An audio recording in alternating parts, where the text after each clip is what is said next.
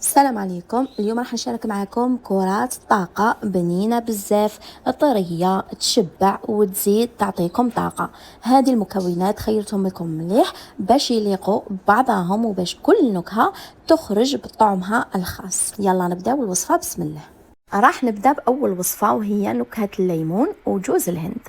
المقادير كامله راح نخليها لكم في صندوق الوصف باش الفيديو ما يجيش طويل. الحاجه الاولى طحنت النواشف، بديت ببذور الشيا وطحنتها حتى ولات ناعمه كما راكم تشوفوا. بعدها زدت الفول السوداني اللي هو الكاوكاو، بصح ما طحنتوش بزاف، ما خليتوش حتى يطلق الزيت، خليوه متوسط شويه. من بعد زدت طحنت الشوفان، خليته شويه خشين باش يعطي قرمشه مليحه في كرات الطاقه، ما تخلوش حتى يولي كيما الدقيق، راح تجي كرات الطاقه عفوا معجنه. بعدها زدت طحنت التوت، طحنته مليح حتى ولا كيما العجينه، لانه هو اللي راح يجمع لنا المكونات. ومن بعد زدت على كامل الشيء هذا اللي طحنته جوز الهند، رشه مليحه نتاع ملح لتعديل الذوق، زبده الفول السوداني، برش الليمون وعصير الليمون. الا حسيتوا انه الخليط مازال ناشف وما بغاش يتجمع لكم، زيدوا شويه من عصير الليمون هكذا باش تقدروا تشكلوا العجينه. وبعد ما تجمعت العجينه شكلتها كرات، شكلوها بالحجم اللي بغيتوه كما راكم تشوفوا، تتشكل بكل سهوله. وفي الاخير رمتها في جوز الهند، هذه الخطوه اختياريه للتزيين فقط.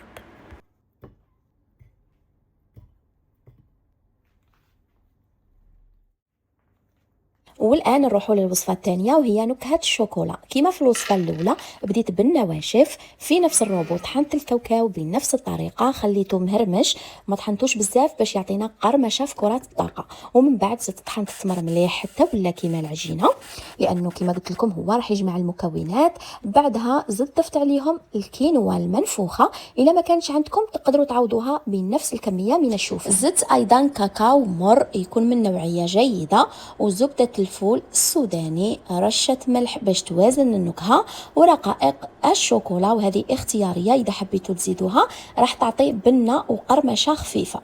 عجنت شويه ومن بعد تفكرت بلي نسيت الفانيليا، زدت شويه منها وكملت عجنت.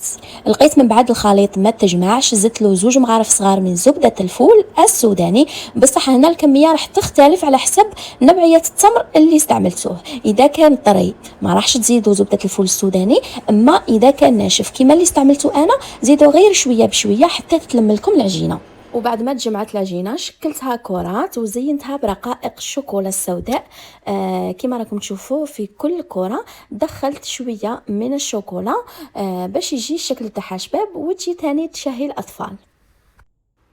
نروحوا للوصفه الثالثه اللي هي نكهه التمر وبذور اليقطين.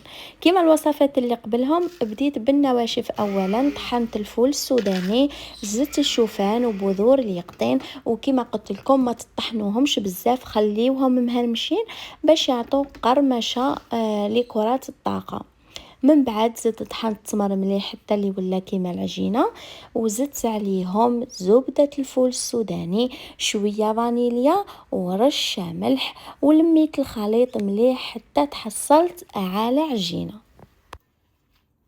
وبعد ما جمعت العجينه شكلتها كرات وغلفتها ببذور اليقطين اللي كنت طحنتها من قبل، غير باش تعطيها شكل جميل وتبين باللي هذه نكهه بذور اليقطين. وما تخافوش من بذور اليقطين اذا ما كنتوش تحبوا الطعم تاعها، لانه في هذه الوصفه ما راحش تحسوا بها كامل، راح تجي بزاف بنينه وفي نفس الوقت مغذيه. وكامل نعرفوا شحال بذور اليقطين غنيه بالعناصر الغذائيه والفوائد نتاعها للجسم. ونروحوا للوصفة الرابعة اللي هي نكهة المشماش والزنجلان. كما في الوصفات السابقة طحنت الفول السوداني والزنجلان والشوفان، ما طحنتهمش مليح، خليتهم مهرمشين باش يعطوا قرمشة.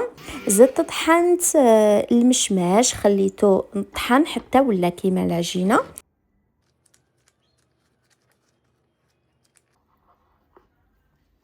زدت عليهم الآن زبدة الفول السوداني ورشة ملح باش تعدل الذوق. وهذا ما كان لميت الخليط مليح حتى تحصلت على عجينة.